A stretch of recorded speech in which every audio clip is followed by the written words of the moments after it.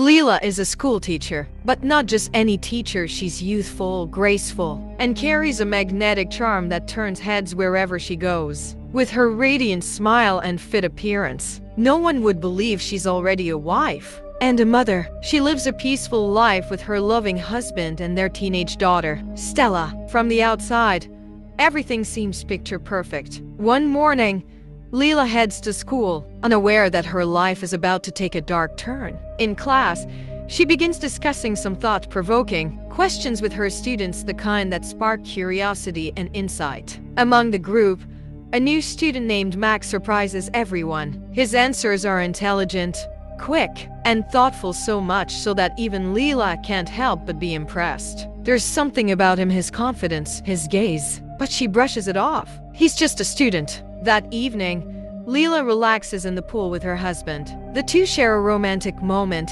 smiling and teasing each other under the stars. It's intimate and beautiful, but somewhere, someone is watching. From the shadows, a camera clicks. The next day, Leela takes her class on an educational field trip. She teaches them about poisonous plants and deadly flowers, warning them about nature's hidden dangers. They later go boating. Laughter, learning, and excitement fill the air. Another teacher, Alberto, shares insights with the group. He clearly enjoys being close to Leela, always finding a reason to stand beside her. But what no one notices is that Mac is seated right next to Leela, silently staring at her, a strange intensity growing in his eyes. Later, the group stops at a beachside motel. Leela retreats to her room to rest. From her window, she notices someone outside. It's Mac, walking back after a shower, water dripping from his hair, towel wrapped around his waist. Leela freezes. He's undeniably attractive.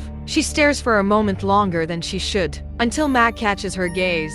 Embarrassed, she quickly steps away from the window. Later that night, the group begins dancing and celebrating. Music fills the air. Everyone is enjoying themselves. But Mac, his eyes are fixed on only one person, Leela, and she notices. She feels it, but says nothing. Later, Leela receives a call from her husband and steps out onto the beach to talk. The soft waves crash gently, until suddenly she senses someone behind her. It's Mac. Startled, she backs away and slips. She falls and injures herself slightly. Mac rushes to help her. He sits beside her, gently tending to her wound. Then, looking into her eyes, he confesses he likes her, genuinely, desperately. Leela is stunned. Before she can react, he leans in and kisses her, and for a moment she doesn't resist. But then, reality crashes in. She pulls away, shaken. "I'm your teacher, and I'm married," she says, before running off into the darkness. But for Mac, this wasn't just a crush. It had become an obsession. In the following days, he starts sketching portraits of her, drawing her again and again, trying to keep her alive in his fantasy. Meanwhile, Leela confides in a fellow teacher, Genesis. With guilt heavy in her voice, she admits, "I made a mistake. He kissed me, and I kissed him back." Genesis is stunned. Without delay, she has Mac transferred to another class, trying to prevent further disaster. Mac, of course, doesn't take this lightly. He confronts Leela, angry, confused, obsessed. But she remains firm. "It was the administration's decision," she tells him coldly. "It's better for both of us." Nearby, Alberto overhears the entire conversation. The same Alberto who had his own feelings for Leela. That night, as Leela enjoys dinner with her family, a knock sounds at the door. When she opens it, there's a bouquet waiting for her. Poisonous flowers. The same type she warned her students about. The next day at school, Mac approaches her with a gift, his grandmother's necklace. He says it belongs to someone special now, to her. But Leela firmly refuses. "You can't gift me things. I'm not your girlfriend." Mac begs, "We could be happy. I know it.